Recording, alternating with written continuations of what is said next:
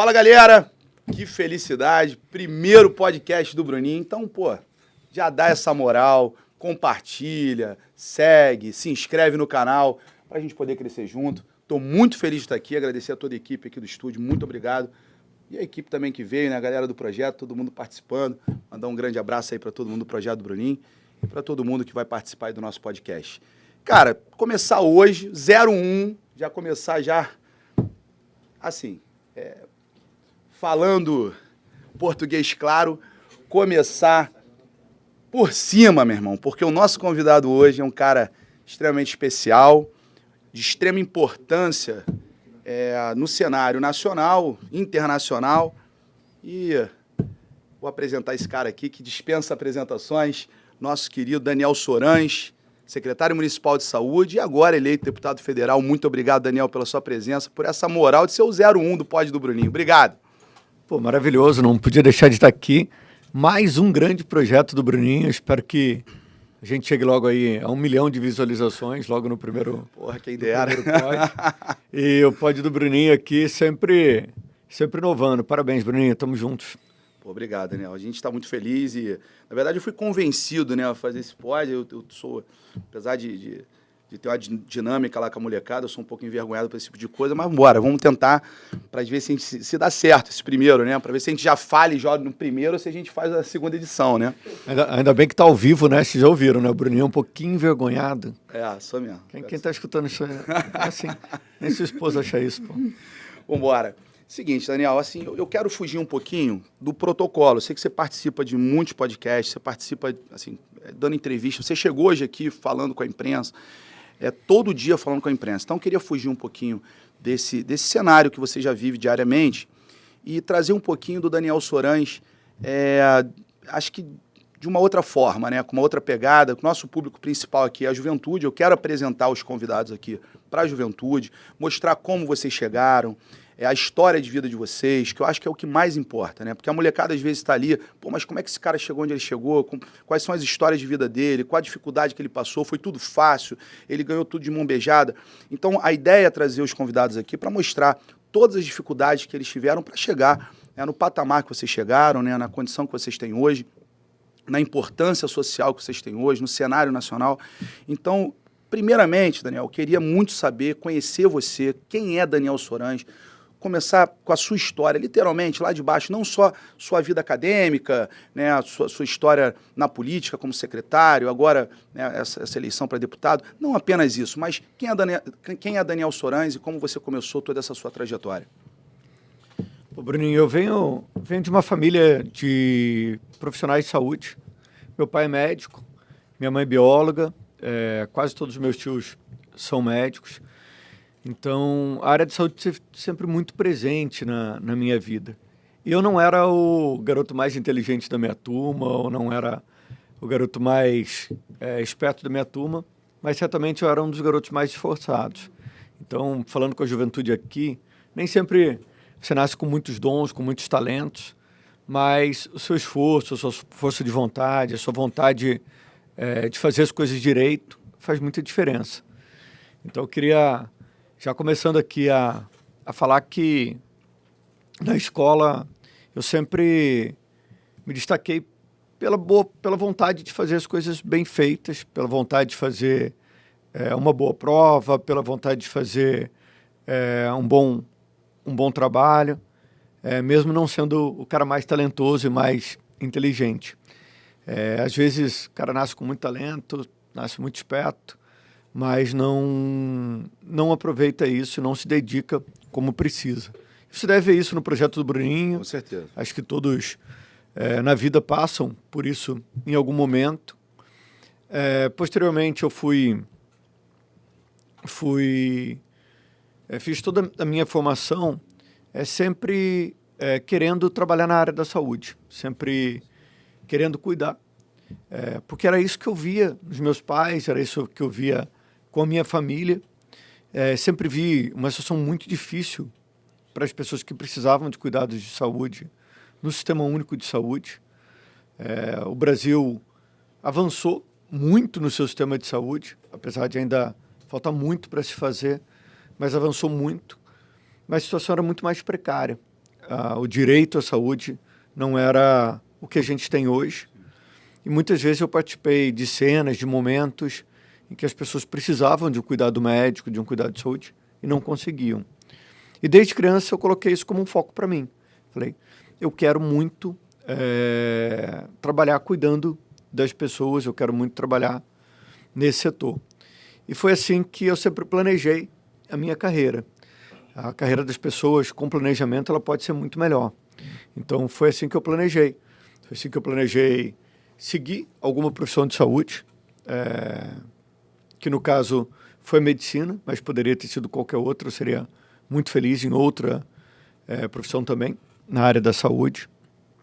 Foi assim que eu planejei para trabalhar no meu primeiro emprego, no primeiro local que eu trabalhei, que foi na comunidade de Manguinhos, do lado da Fundação Oswaldo Cruz. Maneiro.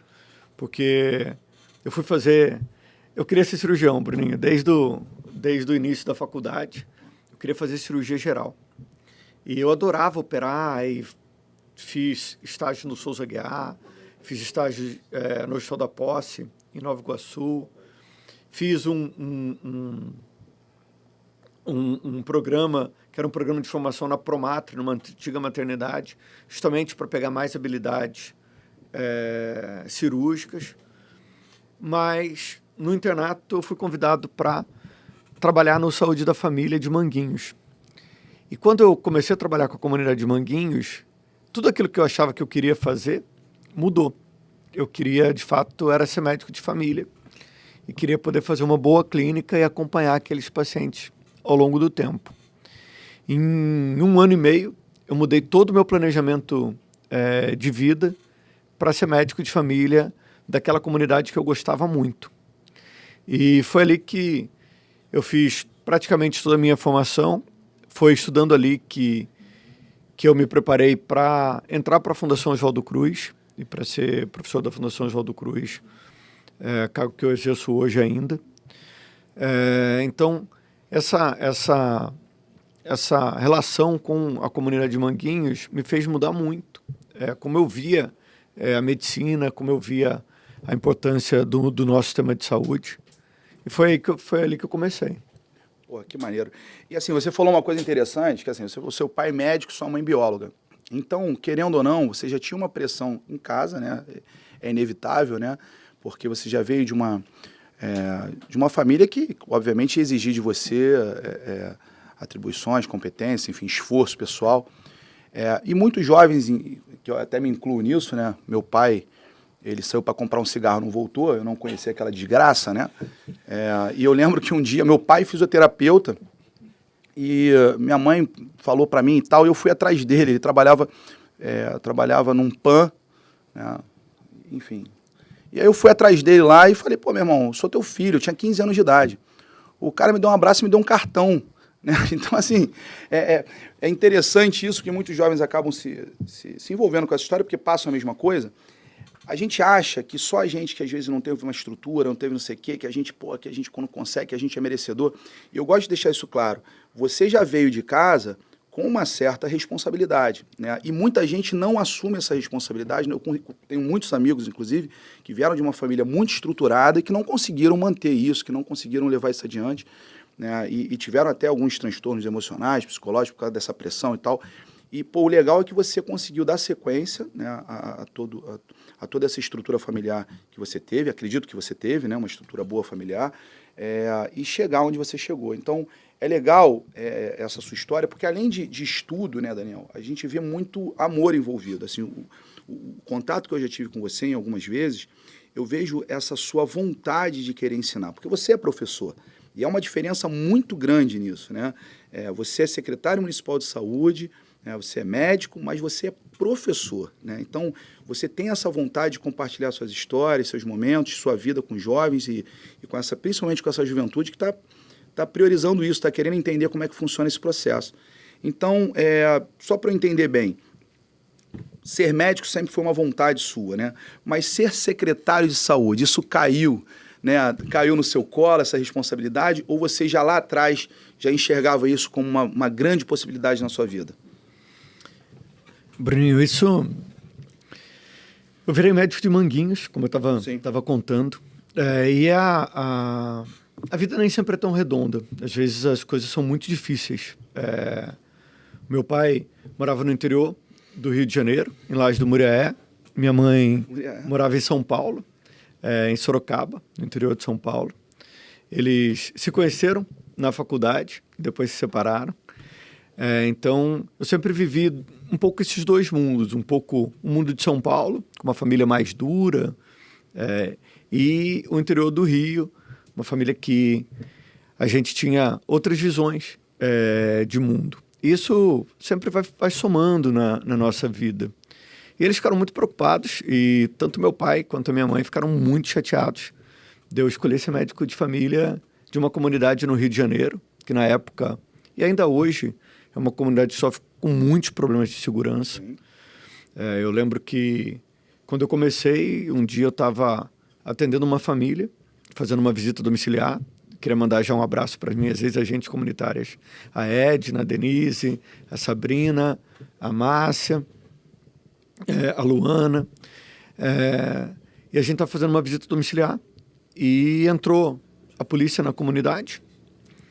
E eu estava começando, ainda não conhecia bem essa dinâmica, e saí da casa da moradora para voltar para Fiocruz.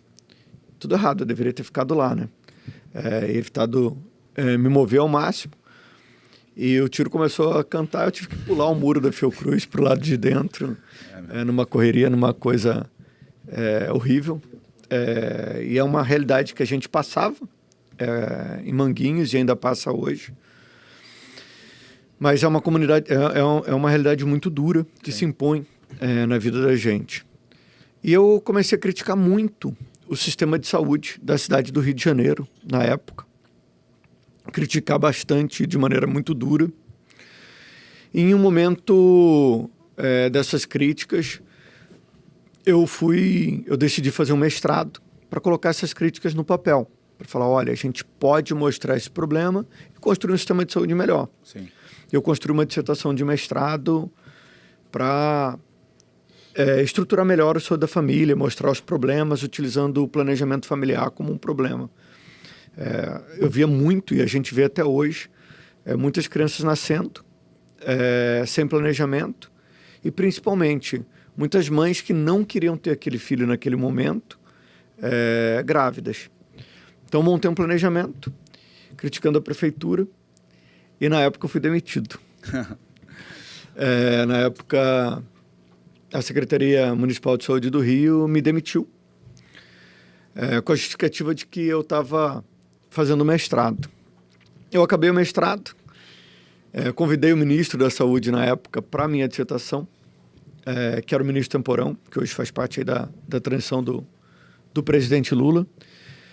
E o ministro Temporão leu a minha dissertação de mestrado e chegou para o prefeito Eduardo Paes, quando o prefeito Eduardo Paes ganhou a eleição, e falou, olha, eu tenho uma pessoa para te indicar para fazer parte do governo e para ajudar na organização do governo.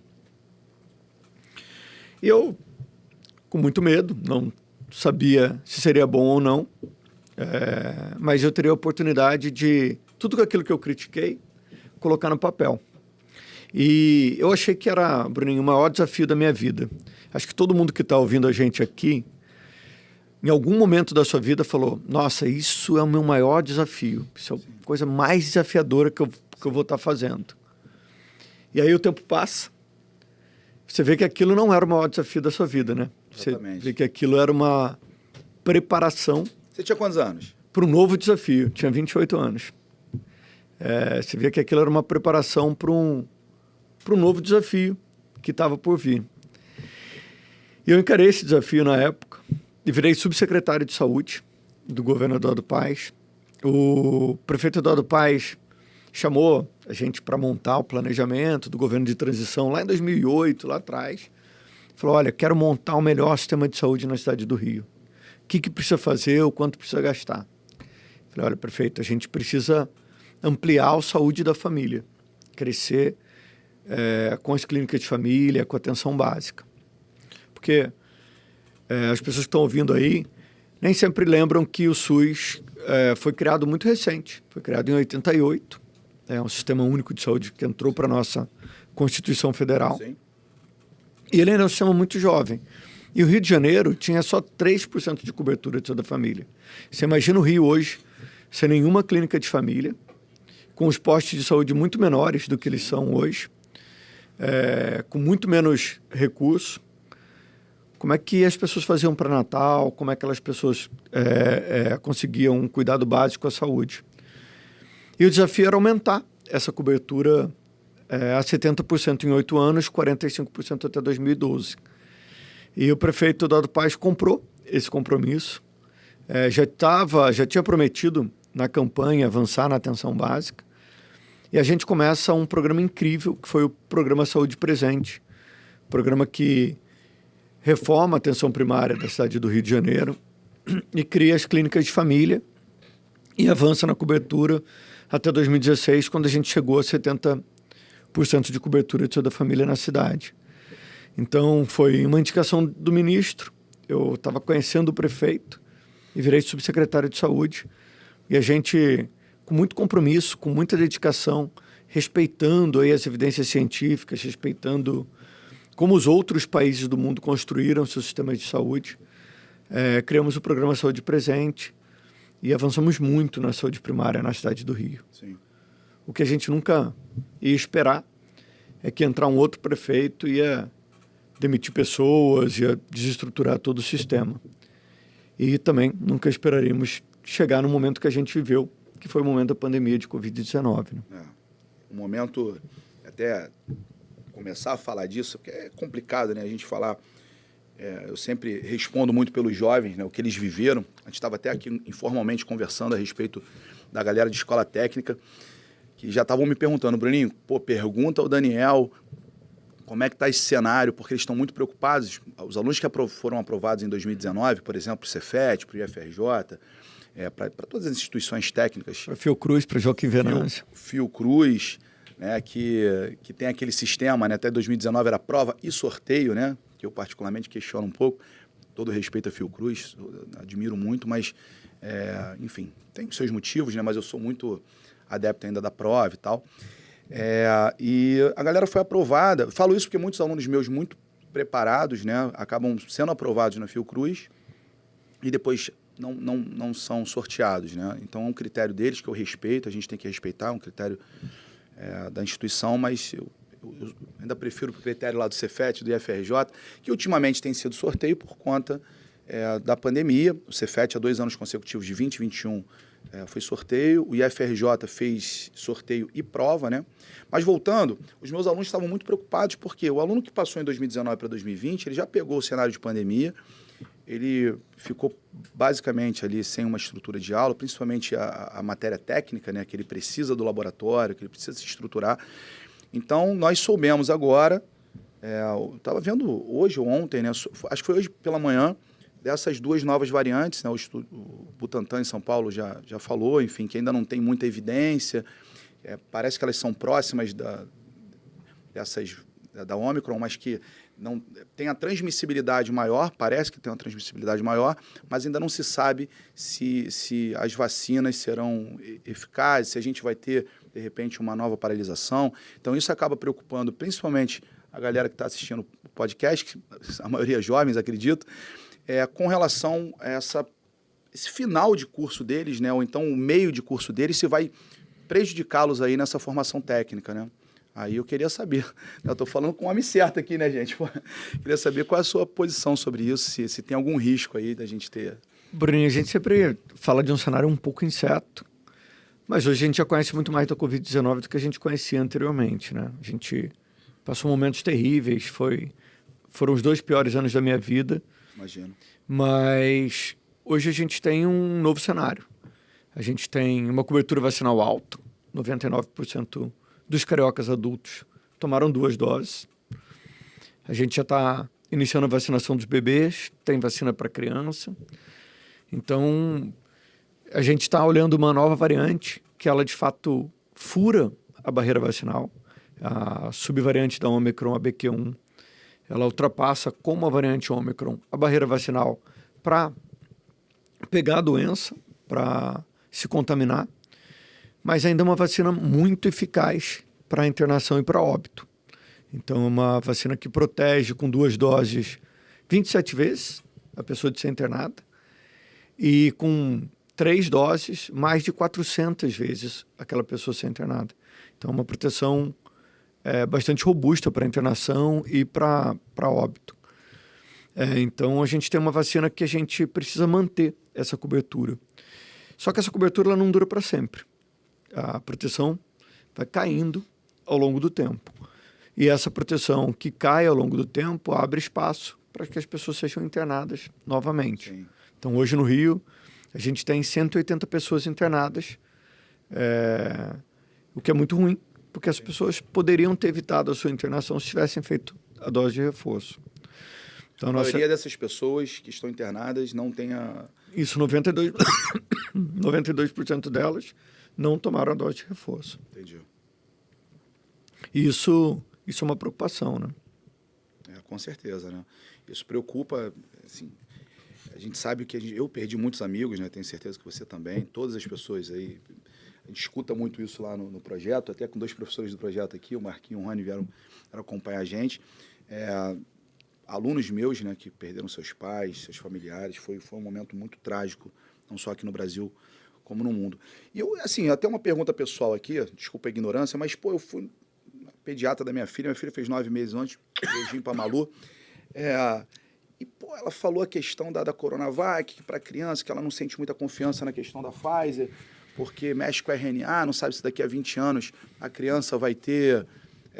se a criança vai ter uma doença autoimune, pode desenvolver um câncer, e isso, pô, minha primeira filhinha, né, eu sou pai e vô, enfim, eu fiquei um pouquinho preocupado, eu fiquei assim, cara, peraí, mas eu tinha essa garantia, né, da Organização Mundial da Saúde, das secretarias, do Ministério da Saúde, enfim, a gente tem essa segurança de que a Pfizer é uma vacina segura, que não vai mexer nada, que não vai ter nada, nenhum problema daqui a alguns anos com ninguém.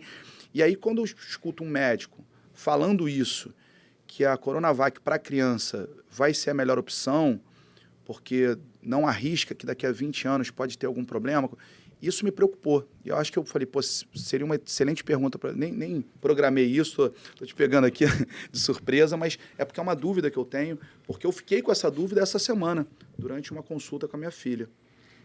Bruno, a gente tem as vacinas sendo utilizadas em larga escala, sim, no mundo todo. Tanto a vacina da Pfizer, quanto da Moderna, quanto a AstraZeneca e a vacina da Coronavac. São vacinas muito...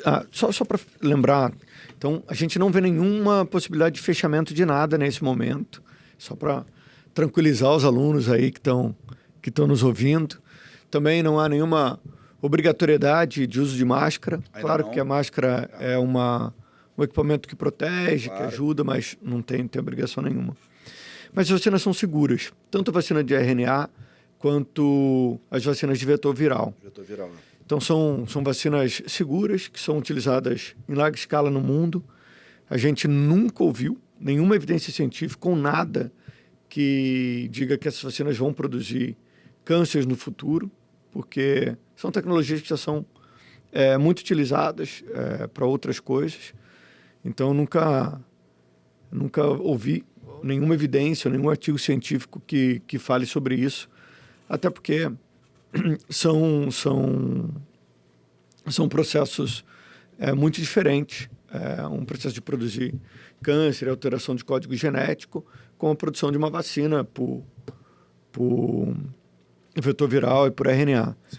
Então, não tem nenhuma possibilidade disso, e da mesma coisa que a vacina não vai te mudar para nada, da mesma coisa que a vacina não vai interferir no seu comportamento. Sim. Então, são vacinas seguras, utilizadas em larga escala, e hoje, mais do que nunca, a gente tem segurança para isso. E, infelizmente, o governo brasileiro hoje não compra vacina para todos os bebês, só para os bebês que têm comorbidades de 6 meses a 4 anos. Então, somente os bebês com comorbidade que conseguem vacinar. Os demais ainda vão ter que esperar um pouquinho. É uma vacina cara, não é uma vacina barata. A gente vai esperar um pouquinho para ver como isso avança.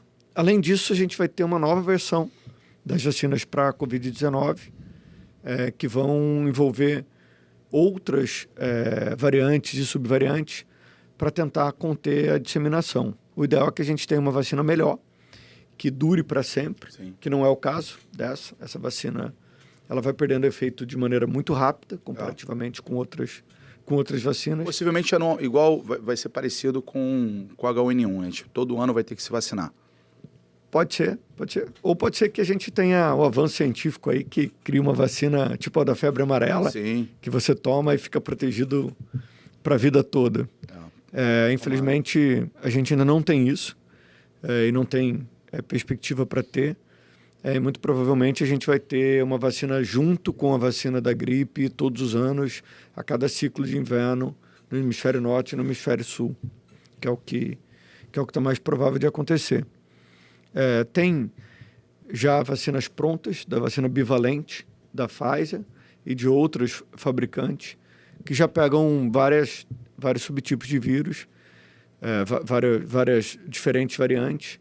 Então, é possível. Deixa eu te fazer uma pergunta. Você tem vontade de retornar para a sala de aula? Porque todo professor apaixonado, ele independente do que esteja fazendo, ele sente saudade, muita saudade da sala de aula. E eu vejo muito isso em você, né? Eu vejo um cara muito apaixonado pelo que você faz. Todas as perguntas, você fala com muita técnica, com muita sabedoria, com muita importância, para que todos entendam, né? Não usando só termos científicos, que, porra, todo respeito, eu fico puto pra cacete às vezes. Porra, cara, eu não sou médico, meu irmão. Pô, às vezes o cara tá falando só um vocabulário científico ali que a população não consegue entender nada, fica difícil de você compreender, né? E eu vejo essa sua preocupação de sempre passar uma mensagem muito transparente, e não, a palavra nem é essa, é muito simples, né? Muito objetiva, para que todos consigam entender a mensagem. E aí eu te vejo muito em sala de aula, de repente mais para frente, quando baixar um pouquinho a poeira, quando você ficar um pouquinho mais velho, você ainda é novo pra caramba, você pretende voltar para a sala de aula? Será que é um sonho seu, uma vontade sua?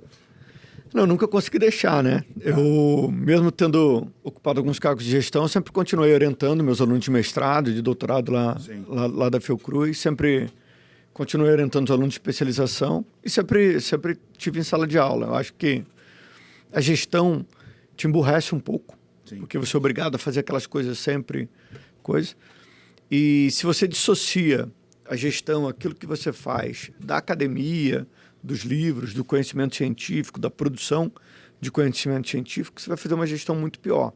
Então, eu sempre tentei conciliar a gestão com o ensino e com a pesquisa. Tanto que na pandemia vocês devem ter visto, a Prefeitura do Rio não só tocava a rede, mas também fez muita pesquisa. A gente fez o Paquetá Vacinado, que era um inquérito epidemiológico super importante, que recomendou dose de reforço. A gente fez o Maré Vacinada, que foi o Vacina Maré, que vacinamos toda a população da Maré. Então, integrar aí serviço, ensino e pesquisa é fundamental. Então, nunca deixei a sala de aula, mas eu vou te contar aqui uma coisa em primeira mão. Eu tenho um projeto de quando estiver mais avançado na carreira, voltar para a sala de aula para a Faculdade de Medicina. Pô, que legal. Para a graduação. Eu adoro a graduação, já dei aula na graduação muitas vezes. Então, eu tenho um projeto. A gente tem um projeto que eu discuti na campanha, que é a construção de uma faculdade de medicina na Zona Oeste, perto de Santa Cruz, do lado do Hospital em Santa Cruz, do lado do Hospital Pedro II, tem um terreno lá. Então, o que eu gostaria muito de fazer no futuro é poder voltar a dar aula na graduação de medicina, montando ali uma faculdade de medicina na Zona Oeste da cidade do Rio de Janeiro. Bruninho, é uma loucura a gente ter uma área da cidade tão grande em que é tão difícil lotar profissional médico. E não é por conta somente da falta de estrutura, ou não é por conta somente do salário. A gente precisa criar pessoas ali que criem vínculo e que sejam formadas ali e dar oportunidade para aquelas famílias, para os pais que criam seus filhos ali, terem os seus filhos se formando e trabalhando na mesma região. Dignidade, né, cara? Dignidade, oportunizar. Eu sempre falo que a oportunidade, ela transforma, né? E isso que a gente tenta mostrar um pouquinho. Hoje a gente está saindo daqui correndo, fazendo um aulão em Caxias. Sei que tua agenda está corrida pra caramba, senão eu te chamava. Um aulão para a galera da Fundec, enfim, o pessoal tem pré-vestibulares sociais lá, e eles me convidaram, Bruninho, pô, você tem como dar um aulão aqui e tal. E foi legal, porque assim, quando esse meu amigo David me chamou, ele falou, pô, cara, não sei se você consegue. E eu falei, cara, pode marcar. Porque eu acho que é o que você está falando, é você oportunizar, é você estar disponível sempre para fazer algo que pode transformar a vida de alguém. Né? E a gente vai sair daqui nessa correria, a gente tem aulão lá 3 horas, né? O Rony até pega lá hoje também. A gente vai sair daqui para dar um aulão para não sei quantos jovens. E aí eu vejo que, é o que eu percebo... Gente, o aulão do Bruninho é incrível, né? Eu não sei se todo mundo que está escutando a gente aqui já assistiu um aulão do Bruninho. Eu já assisti, já até fiz dancinha. Recomendo muito. Tem inclusive aqui, muito. Né? Tem inclusive aqui. Vamos botar esse momento que foi épico, né? Daniel Sorans, uma musiquinha que eu de vez em quando eu faço umas musiquinhas, né? Eu sou compositor, né?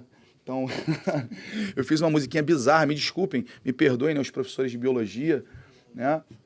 Então, o aulão, na verdade, esse aulão aqui foi um aulão na FAECAD, que é uma universidade ali em Vila da Penha, e um aulão para 600 jovens, 700 jovens, enfim. A gente está em véspera de prova aí, e o Daniel foi lá. E eu botei o Daniel para fazer essa brincadeira aí. Coitado, o Daniel teve que dançar. Agora o cinegrafista só me filmou, não entendi. Não, agora sim. Quem foi que filmou? Esse foi o Yuri? Tem que ser o Yuri, né? É óbvio. A molecada se amarrando. É nessa hora que entrou o anão? Não, o anão veio depois. Foi muito legal. Esse dia foi o dia que eu fui de Kiko, foi, né? Foi. Foi muito legal. E a gente... Não, e assim, gente, e é uma energia incrível, né? Um aulão que, de fato, mobiliza e... Acho que as pessoas não tem como esquecer, né? Exatamente. E é exatamente isso. E a gente está fazendo esse aulão agora de tarde lá, para jovens que eu nunca vi na vida, né? Acredito que alguns jovens vão... A gente fez semana passada para humanas e agora é para exatas. E é tão fácil você mobilizar. As pessoas sentem tanta dificuldade, elas burocratizam tudo, deixam tudo tão mais difícil, que eu me impressiono. Cara, eu liguei para a Estácio, a gente entrou em contato com a Estácio, e eu tenho um amigo que joga bola comigo lá, que é gestor na Estácio. Eu falei, pô, irmão, a gente está querendo fazer um aulão. Ele, pô, Bruninho, pode vir, eu tenho um auditório aqui. Cara, e não é difícil da gente conseguir quando a gente chega, obviamente, nas pessoas certas, quando a gente mobiliza, quando a gente faz um projeto sério. As próprias instituições privadas, elas têm muito interesse nesse tipo de projeto, nesse tipo de processo, porque é um projeto, né, que vai mobilizar toda a região, né, que vai transformar aquela juventude dali, que vai diminuir, obviamente, a violência local, porque eu creio muito que a violência, acredito, e nossas aulas são muito baseadas nisso, a violência está ligada diretamente à desigualdade social, né? A gente tem muito essa questão de falta de oportunidade, literalmente, e quando você faz um aulão desse, numa aula dessa, que hoje vai durar 4 horas, você literalmente transforma um jovem ali. Ele começa a pensar diferente, ele começa a ter um posicionamento diferente de vida. E eu fico muito feliz quando eu vejo profissionais como você que estão disponíveis, né? Que se tornam disponíveis. Né? Eu te chamei para cá, cara, você, pô, meu irmão, pode me colocar aí porque eu vou, para falar que a juventude é importante pra caramba. Né? A gente não está em campanha política, não tem nenhum interesse aqui. Pelo contrário, é essa disponibilidade. Eu lembro quando eu fiz alguns eventos para a juventude, Daniel, foi muito legal. E a gente quis mobilizar alguns eventos, né? Secretaria de Educação e tal. Como as pessoas se envolvem com isso, né? Como as pessoas querem realmente transformar esse cenário. Tem muita gente boa, eu quero deixar isso claro, porque a gente tem muita crítica, principalmente com relação à saúde, à educação, à segurança, mas tem muita gente boa trabalhando no governo, tem muita gente séria trabalhando no governo, tem muita gente que quer fazer um trabalho sério. E isso me deixa muito feliz. O que foi?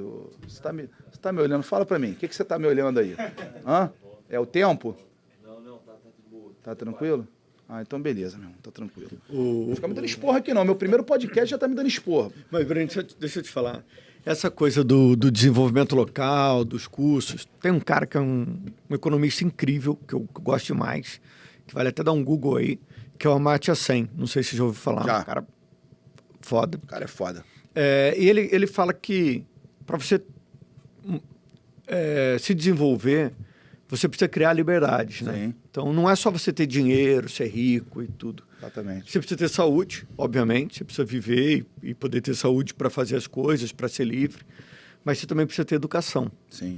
Então, se você quer ser livre de fato, se você quer viver numa sociedade melhor, você precisa, claro que investir em distribuição de renda, mas não é só isso. Você precisa investir para as pessoas viverem bem, terem saúde, mas principalmente você precisa investir para as pessoas terem conhecimento. Com certeza. E, cara, o projeto do Bruninho é muito isso, né? Sim. É você investir para as pessoas terem autonomia, para a pessoa poder voar, para a pessoa ter liberdade de seguir o caminho que ela quiser seguir na vida. Para poder enfrentar aí esse mundo que é duro, que é difícil, com mais conhecimento, com mais liberdade. Então, o aulão fiquei impressionado, mas eu fico impressionado com toda a sua trajetória. E vai em outros, né? A gente tem que marcar para ele em outros para dar aula, né? Porque a gente quer ver tua aula de biologia lá. Porque, beleza, tô dentro. Vamos embora. Não, essa questão da oportunidade, ela é sensacional. Eu acho que tem que existir mais isso, a gente tem que mobilizar, a gente tem que chamar mais. Eu lembro que eu fiz uma matinê há muitos anos atrás, conhecida como a matinê do Bruninho, que foi no Olimpo, né? Com a casa de show, que na época era a maior casa de show da América Latina, antes do Barra Music e tal. E lá é a questão da oportunidade. Muitos artistas tiveram o seu início de carreira ali, né? E falo aqui de muitos, né? O Bonde das Maravilhas, o Nego do Borel, a Ludmilla ainda era MC Beyoncé quando se apresentou lá, muitos grupos de pagode, né? Muitos cantores hoje de trap famosos, de rap, que também começaram lá. E isso me deixa muito feliz porque é a questão da oportunidade. Muitos artistas que na ocasião não teriam, de repente, uma casa de show daquele tamanho, era o maior palco da América Latina para se apresentar para 8 mil pessoas, 9 mil pessoas. E se você não dá oportunidade, se você não cria essas estratégias de oportunizar, fica difícil, né? Foi o que a gente até fez na Secretaria de Educação, colocando um show de talentos, onde a gente pegava escola. Poxa, o vencedor do show de talentos, que foi criado, né? Enfim, foi uma escola agrícola. Então, jovens que saíram de uma escola agrícola, montaram uma banda, ganharam o show de talentos, e depois eu coloquei eles para se apresentar no Maracanã, entre outras casas de show. Então, isso é do caralho. Você chegar e pegar um jovem que não teria oportunidade praticamente nenhuma e oportunizar ele para isso. Então, Peraí. O Lula, se você estiver ouvindo a gente aqui, liga pro Bruninho, para ministro da Educação. Tô fora. Faz bem feito. O que você faria? Que você faria? Qual seria a primeira coisa se você fosse ministro da Educação hoje? Qual a sua primeira atitude? Pô, meu irmão, é melhor não entrar nesse... Me deixa fora desse cenário. Na verdade, é que eu sou entrevistador, você responde. É um negócio muito complexo. É complicado. Mas, sem dúvida nenhuma, um dos primeiros projetos que eu Você ia fugir da minha pergunta. Não, mas eu vou falar de um projeto que eu faria. Né? Eu sou muito fã da transformação social através da educação, sem dúvida nenhuma. Eu criaria projetos educacionais em todas as comunidades carentes do Brasil. Isso aí, sem dúvida nenhuma, para mim, seria a minha prioridade. Porque eu acho muito importante a questão do esporte, da cultura nas comunidades, mas eu vejo ainda poucos projetos educacionais, o pré-técnico, um pré-vestibular social, né? E aí a gente coloca como exceção quem sobressai, tipo alguém que tem um projeto social voltado para a educação. Cara, eu acho que isso aí tinha que ser muito mais normal do que é, né? Se nós conseguirmos, né, futuramente, implementarmos projetos sociais em todas as comunidades, ou periferias, ou regiões periféricas do Brasil, nós vamos ter um resultado muito maior em muitos sentidos, né? Você pega a Alemanha arrasada aí pós-Segunda Guerra, investiu maciço, está aqui o professor de História para não me deixar mentir, investiu maciço em quem? Em educação, né? Então, a gente, para poder crescer enquanto nação, enquanto país, enquanto sociedade, eu acho que o primeiro investimento é educação. E aí, se a gente quer diminuir a desigualdade social, é o que você falou, é oportunizar essa galera, que tem muita gente boa, Daniel. Eu vejo alunos meus do Cefet, os moleques, meu irmão, nascidos em comunidade, sem estrutura, vão lá pro projeto, os caras, eles gabaritam prova. Aí depois tu vê um moleque desse em Harvard, tu vê um moleque desse... Todos os meus alunos que saíram do Cefet fazendo manutenção automotiva, a maioria deles hoje estão na Porsche, na Harley Davidson, na Chevrolet, né, na Volvo. Isso, é do cacete, meu. Um moleque que possivelmente, se não tivesse aquela estrutura ali, a gente não sabe onde estaria. Né? Essa é uma realidade. Né? Por isso que, assim, vamos voltar para você, meu irmão, deixa isso para outro momento. Mas vamos lá, irmão. Deixa eu te perguntar uma coisa. Fizeram aqui isso aqui é o quê? Um roteirinho? Então, vou seguir o roteiro aqui. O que tu faz nas horas vagas? Vamos sair um pouquinho disso tudo. O que você gosta de fazer? Qual é teu hobby?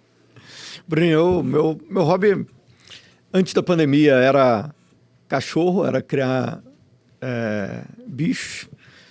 Sempre tive cachorro a vida toda. Mas agora meu hobby é a praia. Eu adoro ir à praia. Ficar lá vendo o pessoal passar, entrando um pouquinho no mar, dar uma nadadinha. Então, meu hobby predileto é ir à praia. Eu tenho conseguido... Você gosta de viajar? Ir. Mas não consegue. Eu gosto muito de viajar, mas a maioria das vezes que eu viajei foi trabalho. Exatamente. Mas eu adoro viajar, adoro conciliar viagens de trabalho e passeio. Eu morei 3 meses em Manaus. Também já morei na Inglaterra. Mas eu adoro viajar. Viajar é um hobby ótimo, eu gosto muito de fazer. Estou doido para conhecer Bonito, no Mato Grosso do Sul, que durante a pandemia a Fiocruz me delegou para cuidar de Campo Grande, Mato Grosso do Sul. Montei um projeto de formação lá, de residência de medicina e multiprofissional. E eu não fui e não conheci Bonito. Eu conheço a região de fronteira, conheço a capital Campo Grande, conheço Dourados, mas eu nunca fui a Bonito. Então, minha próxima viagem de lazer, de passeio, é Bonito, que eu quero muito conhecer. Pô, legal. E viajar é muito bom. Você falou de viajar a trabalho, eu quero até mandar um abraço aqui pro Felipe Dilon, meu amigo. Pô, um moleque me oportunizou, né? O pai dele, o Lipe, que já está convidado pro nosso podcast. O Lipe me oportunizou a conhecer o Brasil inteiro, trabalhando com o Felipe Dilon na época do auge dele, do Musa do Verão, o Menina Deixa Disso, explodiu no Brasil todo, a gente fazia. E foi uma oportunidade. Na verdade, na época eu era camelô, meu irmão. Eu ia lá vendendo CD, DVD, pôster. E eu tive essa oportunidade que, obviamente, me fez um apaixonado por culturas diferentes, por viagens. Então, mandar um abraço pro Felipe. Ó, quero você aqui também, irmão. Vambora pra gente contar nossas histórias lá do passado. Mas, pô, viajar é sensacional. E até tem essa questão cultural, né, Daniel? Porque o jovem, eles têm muito essa ânsia, essa vontade de viajar. É o que eu mais recebo no projeto, a galera falando, pô, Bruninho, eu quero estudar muito para ganhar dinheiro para viajar. Né? Eu vejo uma galera aí muito preocupada nos bens materiais, né? Enfim, em comprar carrão, em comprar isso, comprar aquilo, em querer crescer para isso. Mas eu tenho uma juventude ali que estuda muito, que se dedica muito, que tem uma preocupação muito maior nessa questão cultural, de viajar para conhecer outras culturas, de conhecerem outros países. Até aqui no Brasil, eles têm muita vontade de viajar. Fugindo um pouquinho da tua área, você acha que não seria bacana ter mais incentivo aqui no nosso país? Porque na Europa existe isso. Né? A minha família é portuguesa, né? Por parte de mãe. Eu tirei agora a minha cidadania e eu vejo muitos jovens lá da escola pública com incentivo para viajar pela Europa, que é o Interrail, enfim, eles fazem aqueles passeios lá de trem, eles fazem voos lá baratíssimos para que eles possam conhecer a Europa, passeios que são feitos pela própria escola, direcionando esses jovens para outros países, para conhecerem outras culturas, e eu não vejo muito isso aqui, principalmente um incentivo para essa juventude mais carente, que não tem muito acesso. Você não acha importante, de repente, a gente criar, veículos, meios que esses jovens possam circular dentro do Brasil? Não estou nem falando de viagens internacionais, não, mas o Brasil é muito rico, com culturas diferentes, eles não têm tanta oportunidade. Por aí é incrível, né? Como viajar também, você sair da onde você mora expande o mundo, né? Sim. Eu trabalho e já fiz muita coisa em muitas comunidades aqui do Rio de Janeiro e muitas vezes eu encontro pessoas que nunca saíram ou que dificilmente saem até daquele bairro, né? Sim.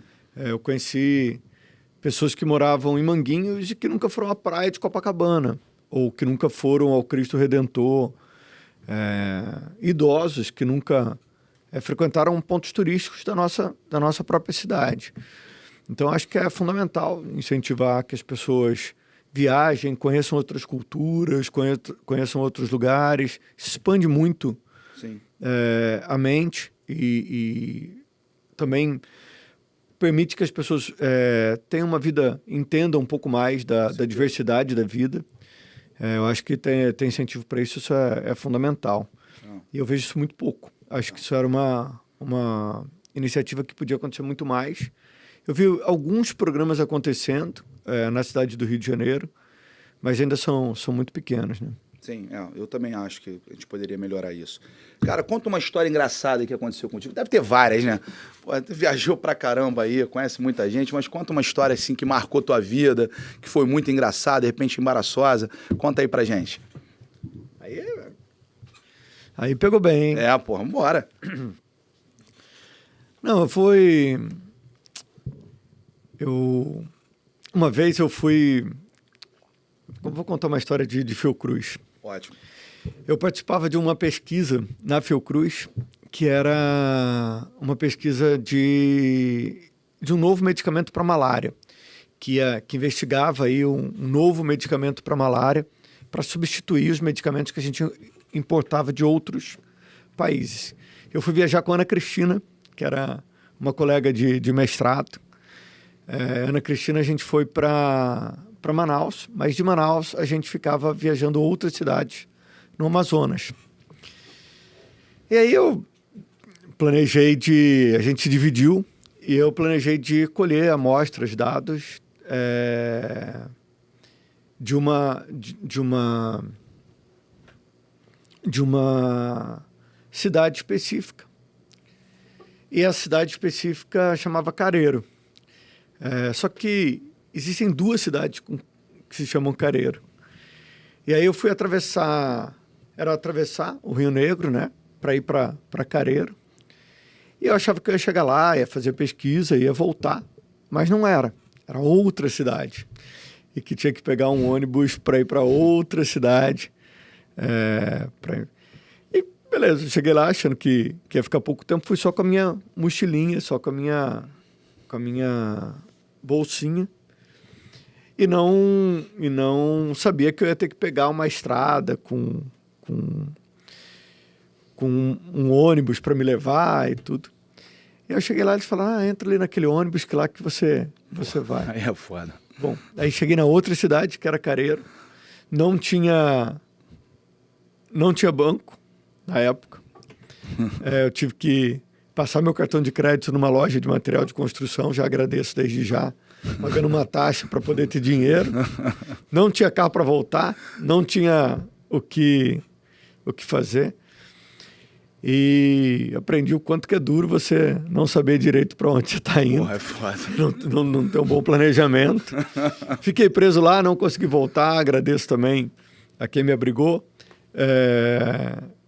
Tive que dormir fora de onde eu estava planejando e voltar no dia seguinte, sem dinheiro, sem telefone celular, que na época não pegava, sem estrutura.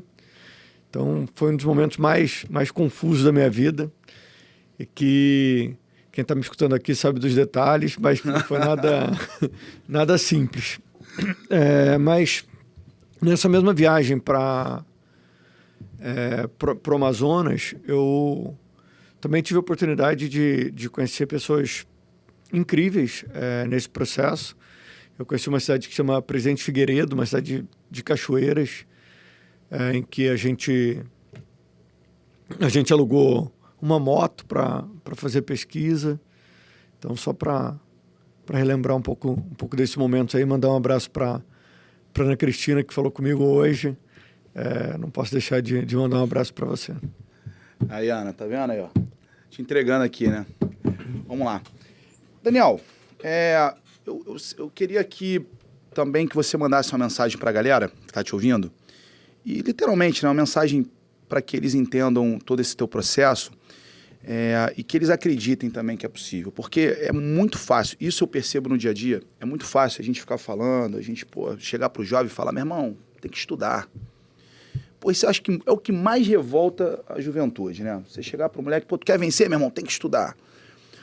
Só que você não para poder trocar uma ideia com esse jovem, que eu cobro isso muito até dos professores lá do projeto, de como você faz isso, né?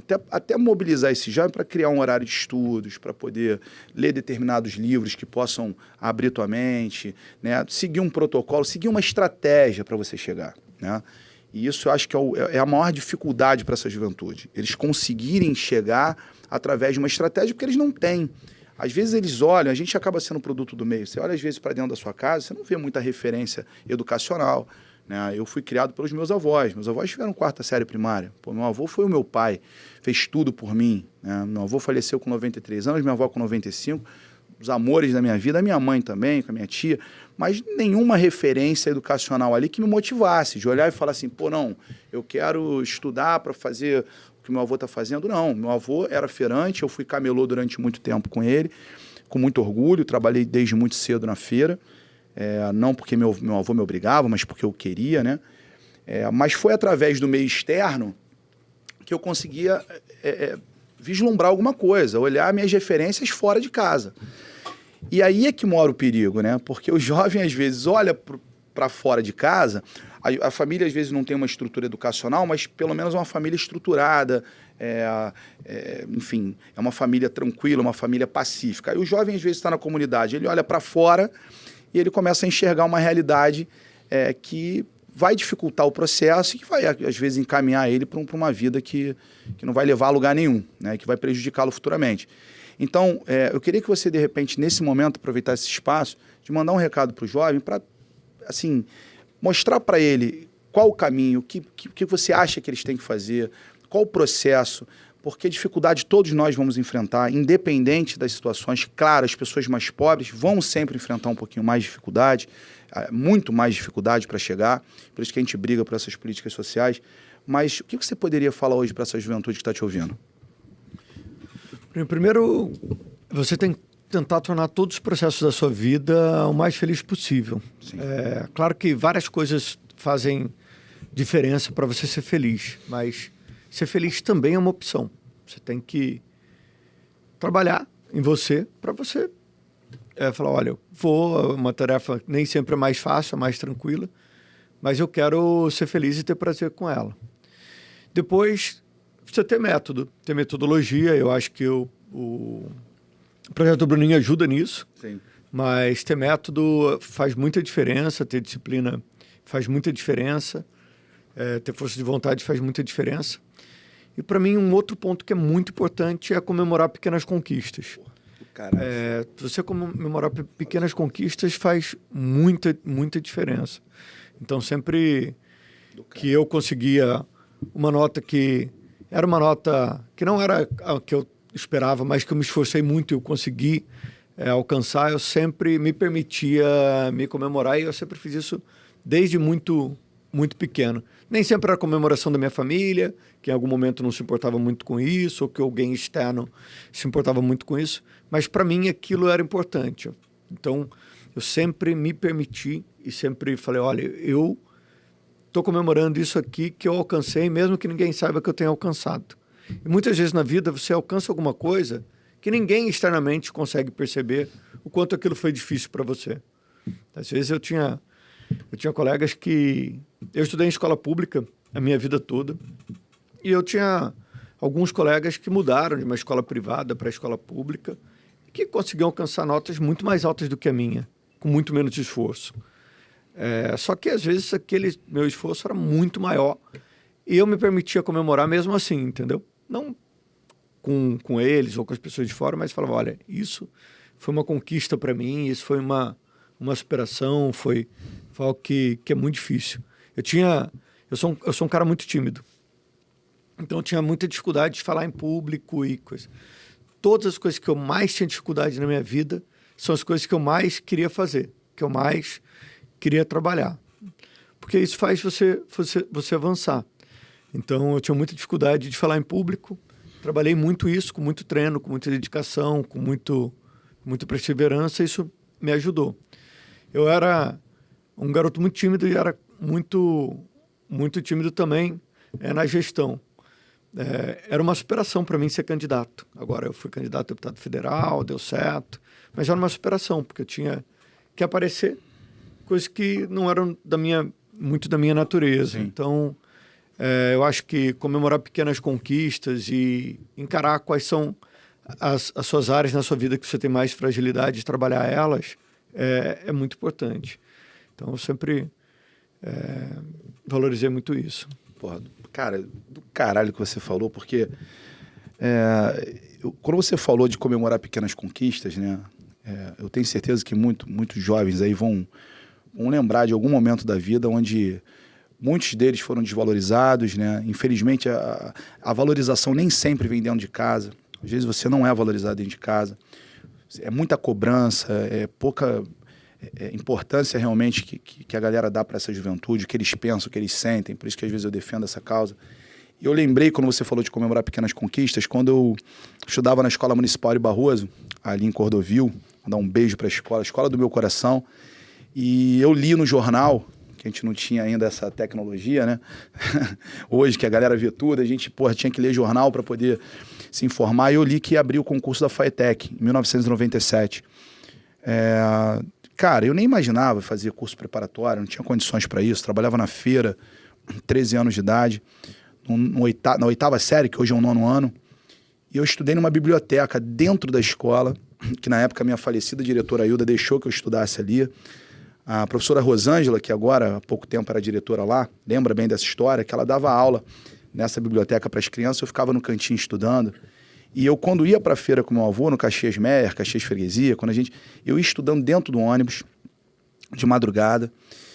Eu chegava da feira, mais ou menos 11 e pouca, ia para a escola, estudava de 1 da tarde até umas 5 e pouca da tarde. Quando eu chegava, ainda botava minha barraquinha.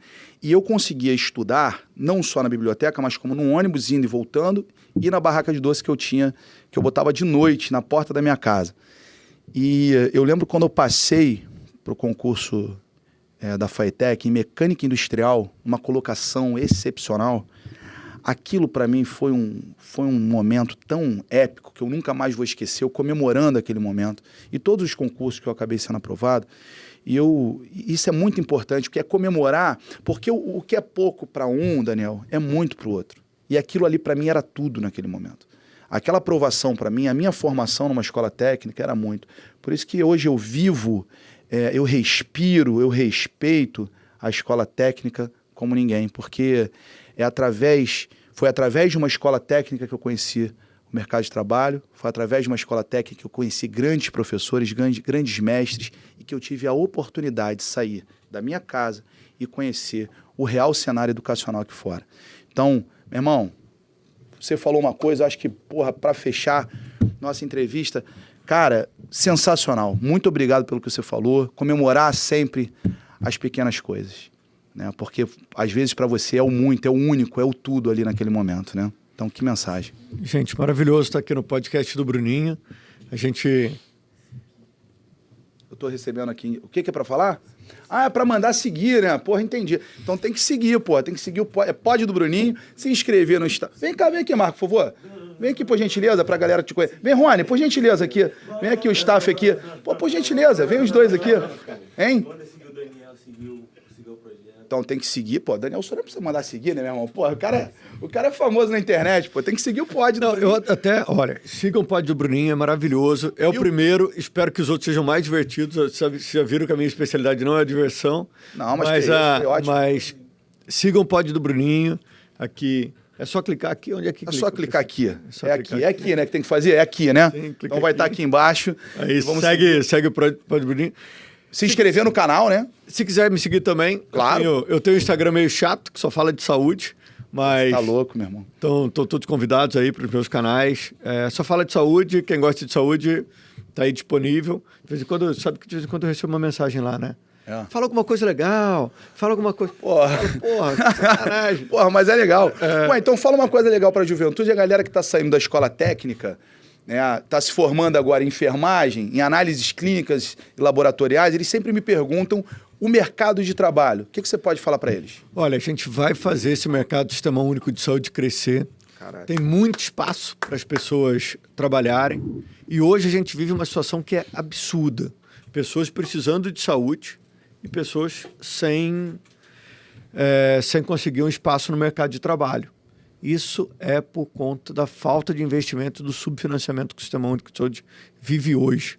Me ajuda a lutar, ajuda as pessoas que defendem o SUS a lutar para esse sistema continuar crescendo e avançando. Ótimo. Trabalhar na área da saúde é incrível. Se você ainda não escolheu o que fazer, pense, reflita, vá numa clínica de família, vá num centro municipal de saúde, vá num hospital, veja como é que esses profissionais trabalham, que pode ser uma inspiração para você. Se você tiver vocação para isso, certamente você vai se identificar. Não querendo puxar a sardinha para a minha área, a saúde talvez seja uma das áreas em que as pessoas mais se realizam naquilo que faz. É muito, muito, muito gratificante. Também você vê uma vida salva ou você vê uma pessoa vivendo melhor por aquele seu trabalho. Igual na educação, né, Bruninho? Com certeza. Igual em várias outras áreas. Caminham juntos, né? Caminham juntos. Irmão, muito obrigado. Porra, você não sabe a satisfação que eu tô de estar no nosso primeiro podcast. É o pod do Bruninho. Você precisa ouvir, pô, você precisa assistir. Muito obrigado, Daniel. Cara, uma honra muito grande. Quando eu soube pelo Igor, pelo João, por você, que vocês estariam aqui, eu fiquei muito lisonjeado, assim, de ter um cara que eu sou particularmente fã do seu trabalho, acompanho o seu trabalho. Eu acho que nós precisamos de mais pessoas como você na gestão, não só na saúde, mas no governo. Muito obrigado por você estar aqui, é uma grande honra e seja sempre bem-vindo. Quando você quiser retornar, meu irmão, a casa é tua. Tamo junto, pode do Bruninho, um abraço, valeu, tamo junto, galera.